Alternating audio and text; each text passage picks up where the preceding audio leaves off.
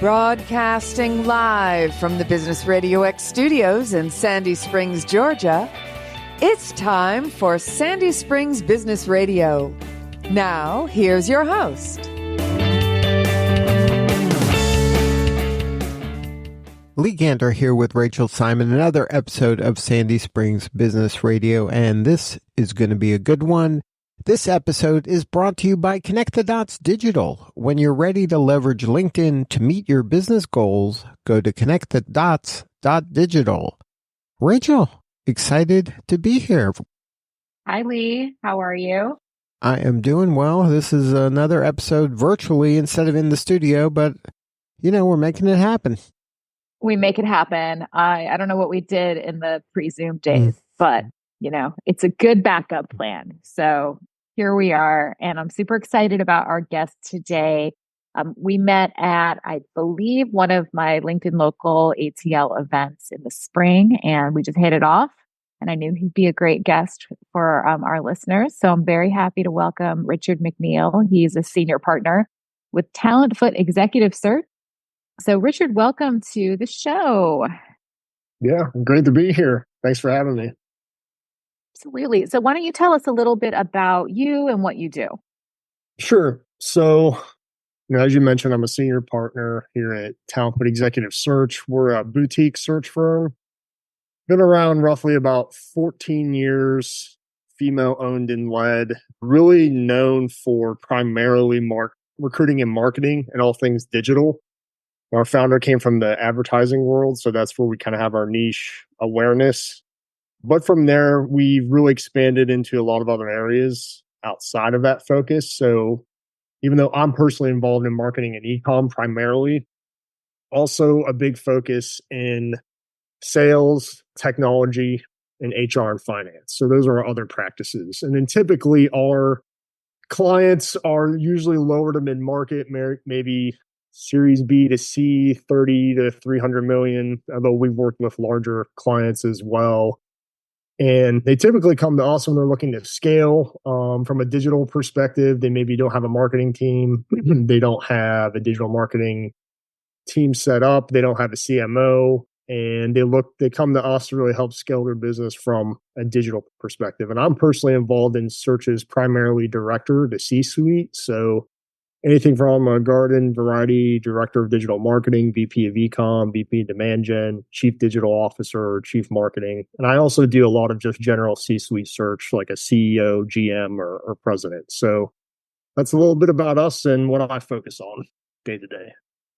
Yeah. And I'm excited about this conversation because, obviously I talk LinkedIn all day, every day, but I think when we can look at it I don't tend to, focus on the job search side and how candidates can be using it, candidates can be positioning themselves, and what ultimately recruiters and those hiring managers and decision makers are looking for when they are looking to source those potential candidates for whatever roles are coming up. So I think that this is going to be a lot. We have a lot to talk about.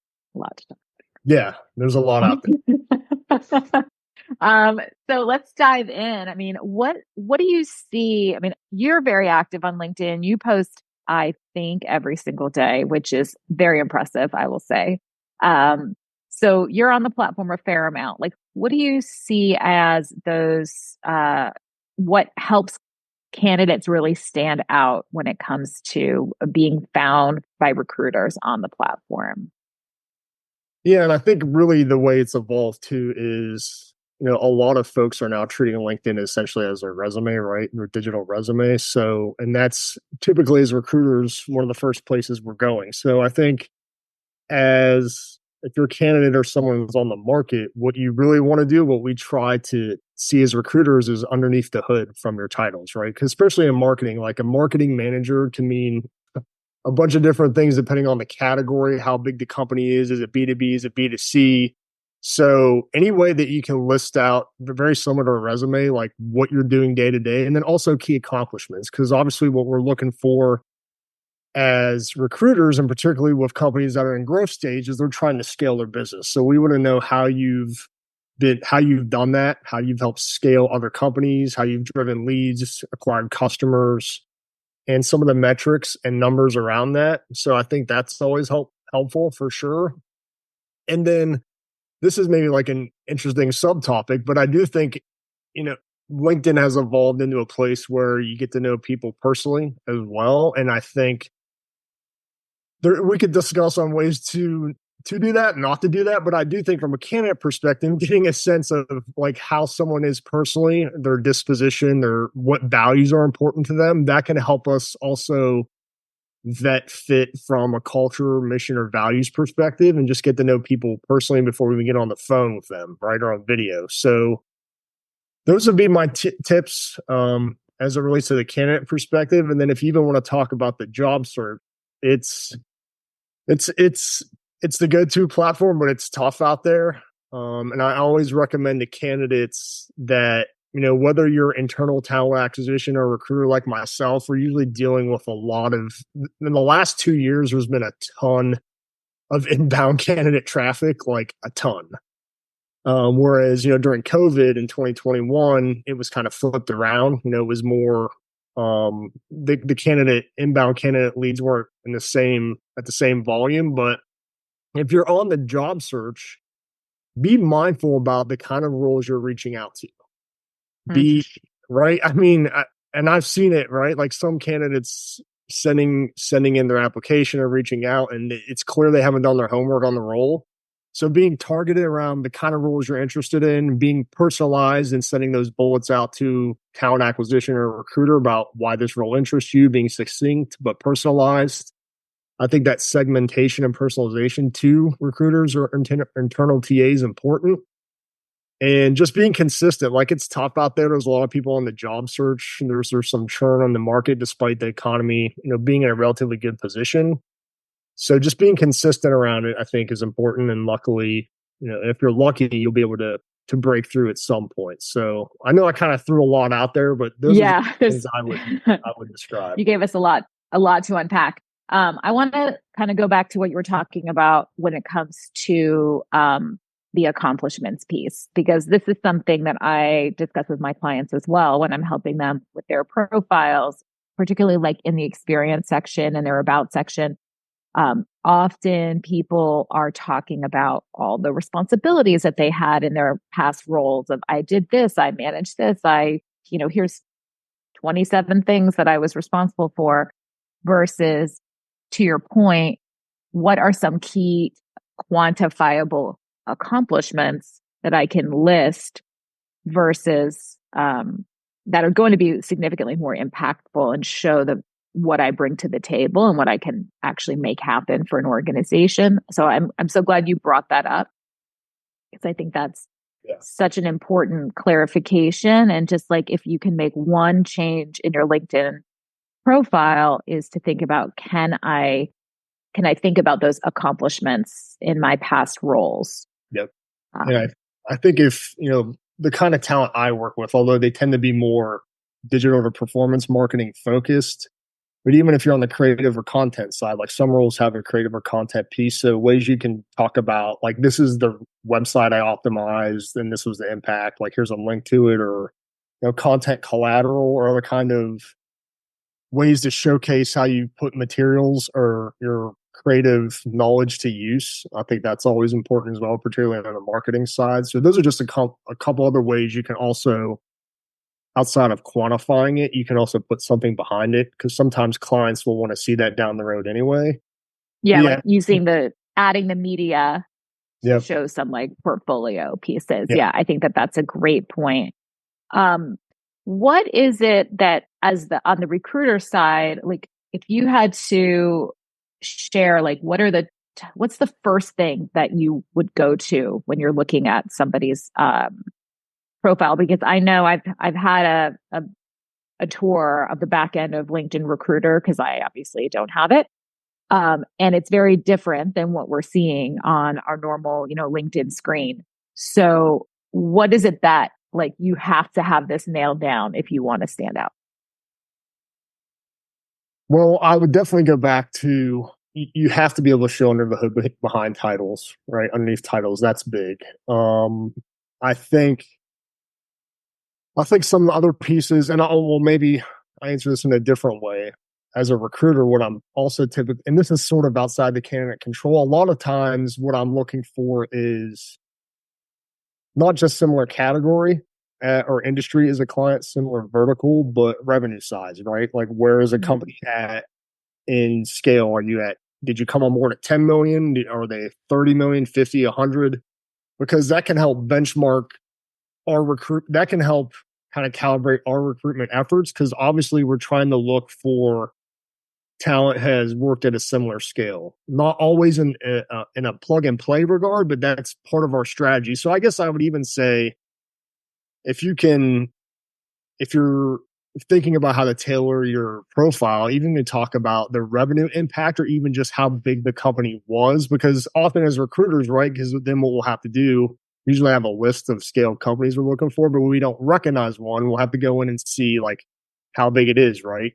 Or what the scale was, or what kind of fundraising point was it at. So those are things that I think are important, particularly in the work I do. So if you can frame a little bit more data around that, I think that's helpful as a candidate to kind of show the impact. And just as a recruiter, that's another piece that I'm looking for. Because if someone is at a $10 million company as a VP of marketing, that's a lot different from someone who's at a 200 or 300 million, right? So it just gives me a sense on how to find the right fit, and it can make you maybe stand out more for specific roles where that revenue scale or impact is important.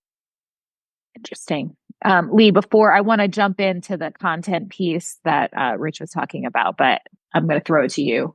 Can you share a little bit? I mean, you're talking about kind of behind the scenes of what it looks like, but can you walk through, when there's a job listing, like what happens when you get like 1,000 people, respond, or 100 or whatever the number is, some big number. And can you walk through how it gets kind of narrowed down and you get to an actionable amount of people? Because I can't imagine if there's 1,000 people that apply to something, or even in the hundreds, that you're going down and reading every single person's thing manually. So can you explain how it gets kind of cut down to where you're in a pile where you're actually reaching out and having a human conversation with somebody? Do you mind sharing what that looks like? So a person who is applying can get some context of what they're throwing themselves into. Yeah, for sure. And I think it'd probably be helpful too to make a couple distinctions. I mean, typically when you're working with recruiters, particularly at a higher level, we're not just throwing out postings and hoping someone applies. Now that can be often part of our tactic to either create more candidate flow if we need candidate flow, or to be able to create visibility for the role. Because what we're typically doing is actively recruiting, right? And that can be sourcing, and that's typically sourcing from our own database and utilizing our research team, and also doing original research in LinkedIn, right? So a lot of that is going into LinkedIn, sourcing based off the skill set, the candidate profiles, and the revenue range, and sending targeted segmented messaging. So there's kind of like two different ways to look at that, because from a sourcing and reaching out perspective, it takes a lot from a recruiter standpoint. It takes a lot of resources and being very intentional around how we're messaging to people. It's a lot of marketing, right? How we're messaging, how we're reaching out, the kind of message that we're sending to them to get the right people to pay attention and lift their head up. So that's more from the active, right, recruitment. We're headhunting is the term. I don't love that term, but that's what we're doing, is actually going after talent that we know is aligned. Now, to the other part of the question, as far as the postings, right? Because it's wild out there. If you go on the LinkedIn, you can see like 300, 400 people apply. Now, internal HR are probably the folks who are using that tactic more than I would be necessarily, since I'm an active, search consultant and recruiter.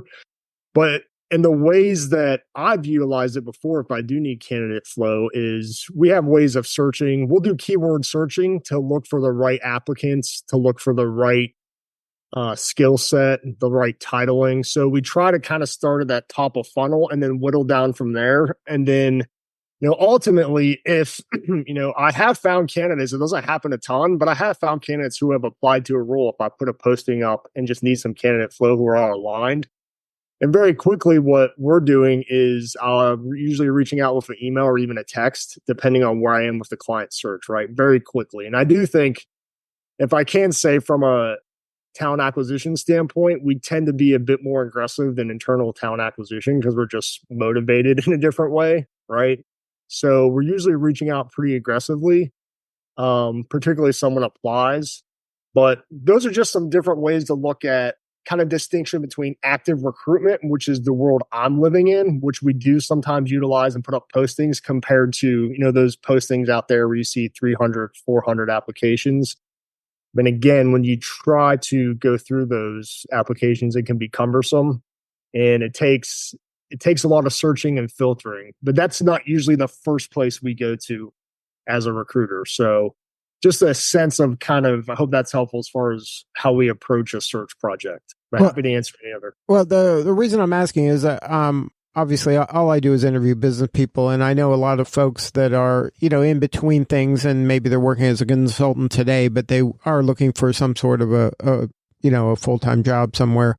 And I'm hearing a lot of, I don't want to say horror stories, but a lot of frustration in terms of, they're applying for lots of things. They're not getting any response back. And it's just, they just get frustrated by the process. So I was trying to get some insight into the process from these people that, are moving from maybe a large organization where they've been, laid off, and then all of a sudden they're trying to get back in and they're not getting any traction whatsoever. So I guess going back a bit to an earlier point, then I do think it takes consistency, personalization, and just making sure that message is sent.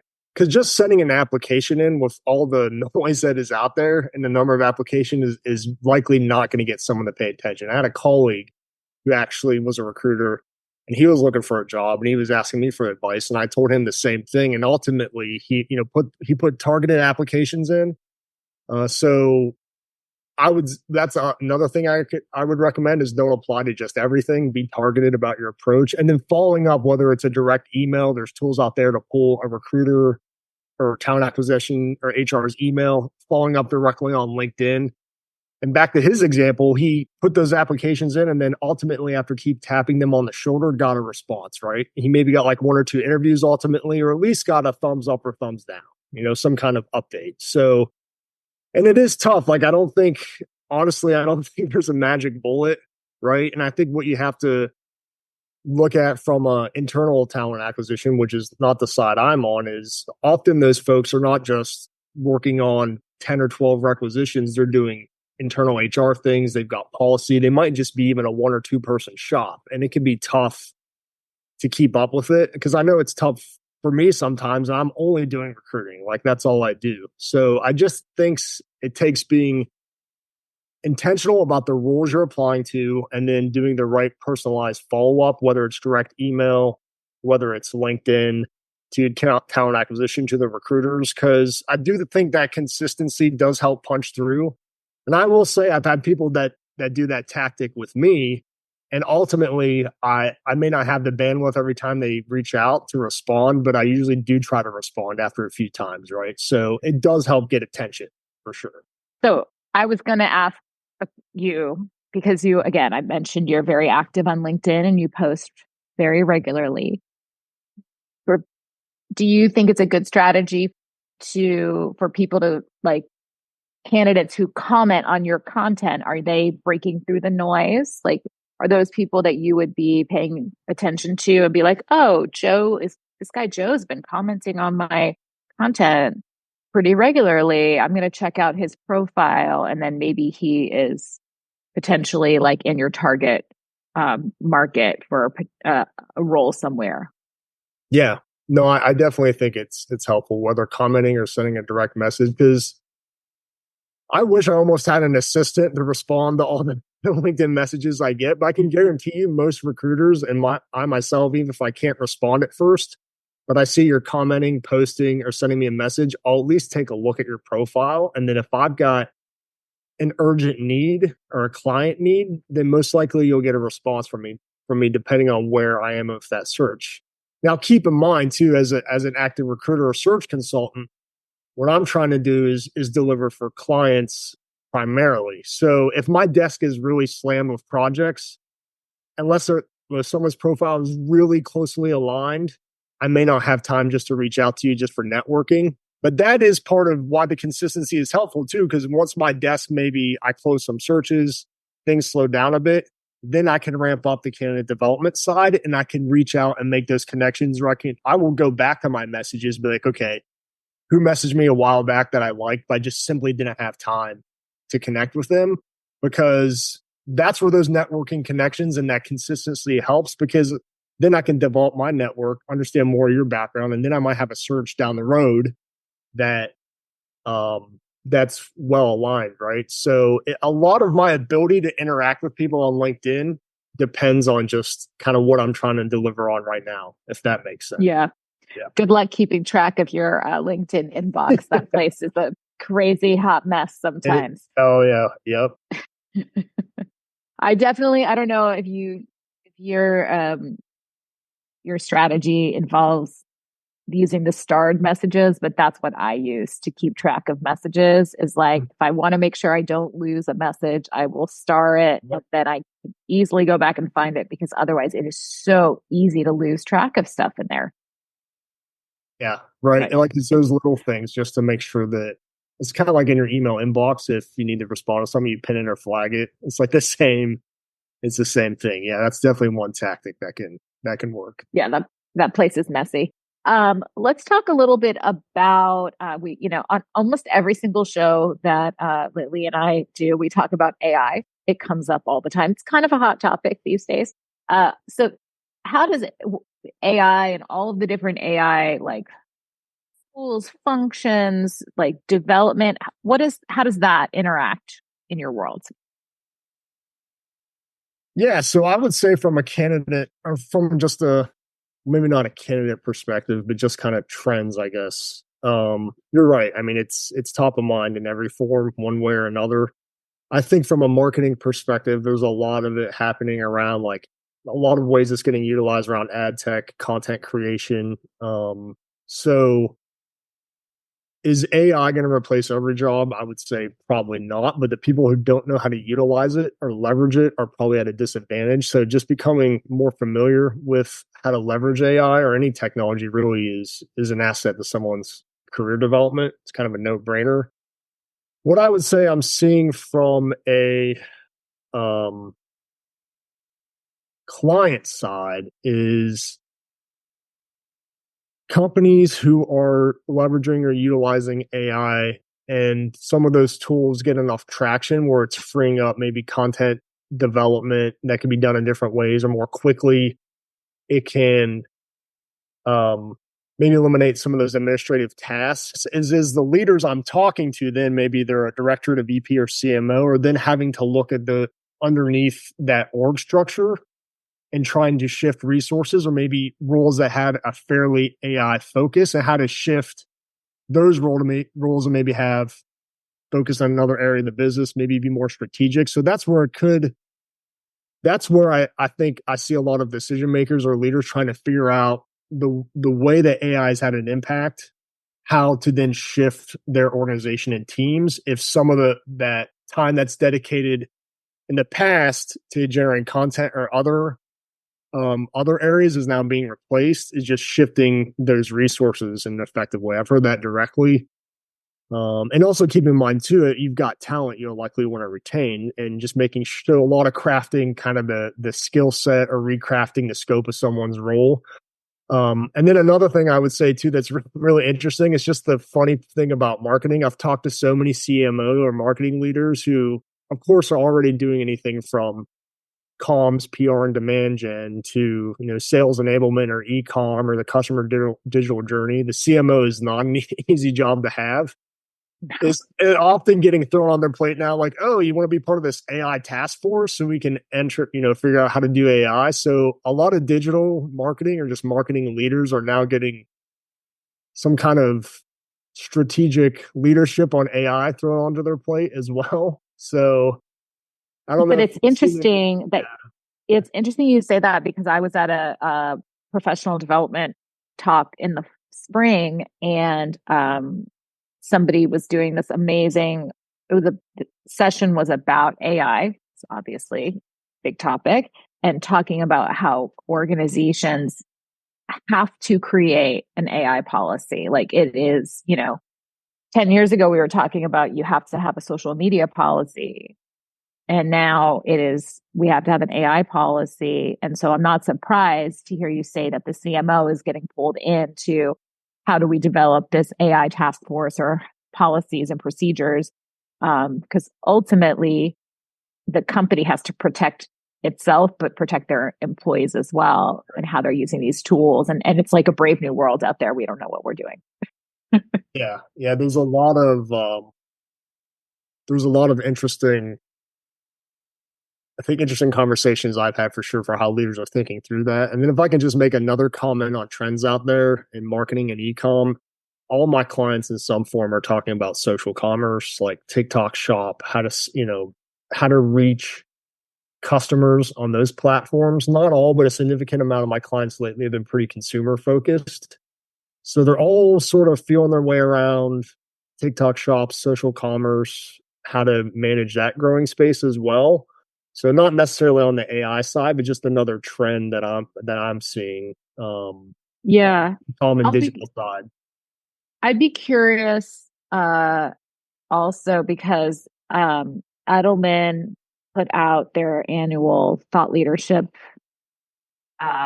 report about a month ago, maybe. And it's on my to-do list to write a post about it. But how more and more on the B2B side, like having thought leadership from a company, from the the executives is such an important decision-making factor when it comes to who people are going to be doing work with. And so I'm wondering if you are hearing anything on the thought leadership side as well. Yeah, not as much on the B2B side as much in the TikTok world, but more so on the consumer side, and just a lot of brands trying to figure out even is this platform right for us? But to go back to a basic thing, I know we talked about this before on the B2B side is, clients not always, which I'm sure you know about, we've discussed, not fully utilizing LinkedIn for employer branding, for differentiation, to make themselves more aware to potential talent. And I've had candidates too, the first couple more maybe earlier stage companies, growth stage, that where clients haven't had their presence, digital front door built out as much, wondering why that's the case and why new employees don't have their new employer listed and their experience, those type of things. But that, just to go back to that, to the B2B side, that it hasn't always been a major hurdle as I've worked on searches, but candidates ask questions about that. So, and I know not every company has the resources dedicated to, go do a full branding on LinkedIn and employee engagement or prospective employee engagement, but it is something candidates obviously pay attention to and ask questions. Well, they can reach out to me and I will help them with that because it is super important. Lee, do you have any thoughts, questions on the AI topic? Because I know that's a topic that we love to chat about. Yeah, is it value, you think, for candidates to be doing, getting some of those certifications, even if they're free certifications from a lot of the different platforms out there, like HubSpot or some even the specific AI ones that allow you to kind of learn and get some sort of a certificate of learning or completion? Is that something that you would see as valuable, or it would check some box to at least get them to, the level where they're having conversations? Yeah, I think it never hurts. Particularly if, there's a lot of people I've talked to who are maybe in between roles or impacted by some kind of layoff, and you can kind of keep your muscles in shape as it relates to AI and technology. And I have seen a lot of people who have put that on their profiles, and particularly with MarTech and the different ways they're utilizing and implementing AI. I think it's definitely never hurts. I don't know if it always pushes someone over the goal line, but on a search, but at least helps show that they're continuing to stay engaged, to stay within the trends. And there's been a lot of people out there too, maybe not always at the level I'm conducting searches on, but maybe fractional or freelance folks who are utilizing some of that. Maybe they're in between roles, or the fractional or freelance thing has really worked out on the marketing or digital side. So I think being able to demonstrate how you've done that, and even on specific projects, going back to how you've used different tech tools, how you've maybe implemented CRMs, leveraged AI, ways to demonstrate that on LinkedIn or on your is always helpful for sure. So I think it never hurts just to keep those tech muscles in shape. Yeah, for sure. I mean, I think, these days, I know in marketing, I see this in different groups I'm in. Like, there's a big marketing communications Facebook group that I'm a member of, and there's been just lots of women in that. It's a women's group in that group, just who are talking about it being months, taking months and months and months looking for their next role, and it's very challenging out there. So I'm hoping that people listening just take to heart some of these really helpful tools and strategies that we've been talking about, of, like, again, really clearly positioning yourselves, focusing on those accomplishments, quantifying things as much as you possibly can, and then ultimately just doing a good job of building relationships with the right people. Yep. That can potentially open the door. Yeah, and next role.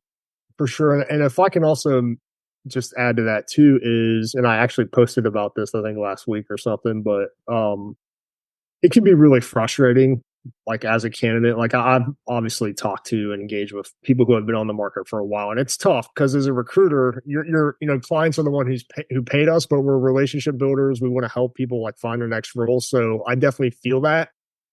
But I've also seen some bad actors out there who maybe haven't maintained their professionalism and have let their frustration spill over. And just definitely keep mindful that not just recruiters, but maybe prospective employers will see some of those comments or that frustration. So, and I get it, I feel it, but just to keep that in mind too. And I think if you are consistent with some of the tactics that I've tried to outline, I think it will work out. It will land you a role eventually. But I think just maintaining kind of the professional nature out there is important, because a lot of that stuff you can't get back if you post it, right? I mean, and I know you can't. Yeah, I know it can be frustrating too. And that's another thing. Like I've worked, part of what I've done is I've worked a little bit in the due diligence space with, there's companies out there who will work and partner with search firms and other employers to scrape social media AI for flag or reputational issues. So there's a lot of people have such a big footprint out there now. You just got to be mindful about what you put out in the digital sphere, and, making sure it doesn't impact where your next where you become employed next. Yeah, I'm so glad you brought that up, because I for anyone who spends a significant amount of time on LinkedIn, like the two of us do, I have seen some very questionable things where I'm like, somebody's gonna see that. So it's sort of like, does it pass the grandma test? Right? Would you say it to your would you say it to your grandma? And I get it. Like, it is a place for us to have our community and come for support. And I think there is a time and a place to share some, to be going and saying, I'm really struggling here. My job search is taking a lot longer, but doing it in a way that is not overly negative. I think it's when the tremendous negativity comes in, then that can become a liability. Yeah. And I always like to say we want LinkedIn to be an asset, not a liability for us. So let's focus on how we can make it an asset, right? Yeah, that's great. No, that's a really good way of looking at it. And I always encourage, I've had a lot of candidates say like, well, I've been impacted by, layoffs or reduction, or maybe they just left on their own. They're like, oh, should I make a post about that I'm open to work? And I'm like, yes, why? Like, there's nothing wrong with doing that. There's been some hesitancy around that. I think, you have to be mindful about how you do it. And you always want to be respectful to your prior employer, no matter what went down, because again, people are going to see how you kind of conduct yourself in that on that platform, right? So I think there's a lot. I always encourage people to put themselves out there, right? If they are on the job search, like there's no reason not to kind of broadcast that you're on the search, because it helps draw up awareness, no doubt. But you have to be mindful about how you do it. And I haven't seen the frustration come when people say they're open to work and maybe they've been impacted. I've seen it just bubble up on comments or posts, or, maybe a recruiter posts about a role and someone hasn't followed up with them and they maybe say some stuff they shouldn't have said. But definitely, as just the number of platforms and channels out there to kind of evaluate someone's digital footprint, you have to pay more attention to it as a candidate, I think. Yeah, for sure. So my last question is green banner, yes or no? That's a tough one. Yeah, I would say yes. I mean, Okay. I have never, as a recruiter, I have never not reached out to somebody because they have a green banner. I mean, okay. Someone I'm looking more at, at least first glance, like scope, name, rank, title, where they've been, how they've articulated accomplishments, maybe 10 years to a certain degree, although 10 years are becoming a lot shorter. But I've never not reached out to someone because it says they're open. I mean, that's silly. I mean, I think it's a little bit of analysis paralysis, perhaps. But yeah, I don't know what your opinion is on it, but it hasn't held me back from reaching out to someone, because if they look to be a good fit, I'm gonna reach out. So that's very helpful. No, it's definitely like a point of debate, I think, in the LinkedIn consulting space. Personally, where I am not a fan of it is when there are consultants who use it. That's a really good point. Yes. I don't like that. I don't think is the right use for it. I think it should be saved for somebody who is looking for their next. Well, they flipped it as a B2B employee. Correct. Mm-hmm. Like, I'm open to work with new clients is a lot different than I'm looking for my next employer to hire me. So I think it should be generally on LinkedIn. This could be my tip, Lee, for today, is that we should use the tools and tactics that they give us for what they're intended for.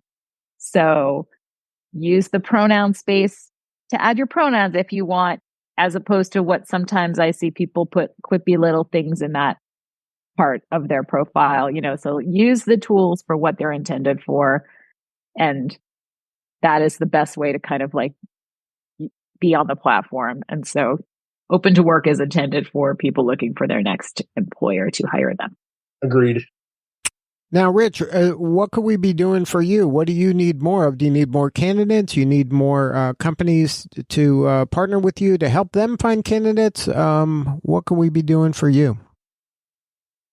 Well, yeah, I mean, we're always looking for companies that are looking to scale, or of course, talent out there. I am actually working on one Atlanta-based role right now, although that search seems to be in some later stages, probably going to close in the next 1 to 2 weeks. So I do have a bit of a Atlanta base as well. But yeah, I mean, if you're a company out there that's looking, if you need that director of e-com, that digital leader who knows how to drive leads on the B2B or B2B side, and that's where we really focus, right? That's my focus is day in, day out digital marketing on either side.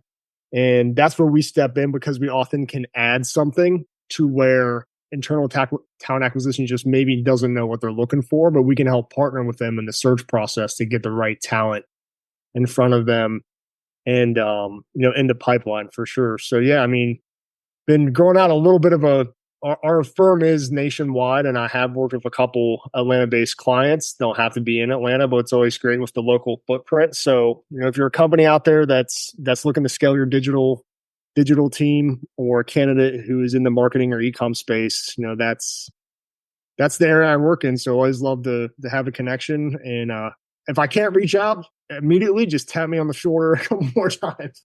So now, what's the website and what's the coordinates to connect with you or somebody on the team? Yeah, for sure. Well, of course, I'm always available on LinkedIn. And then in TalentFoot, we can just go right to the website. Is just talentfoot.com. And that's where you can find us. We're a Chicago-based firm, but have a nationwide presence. But yeah, those are the ways you can reach out.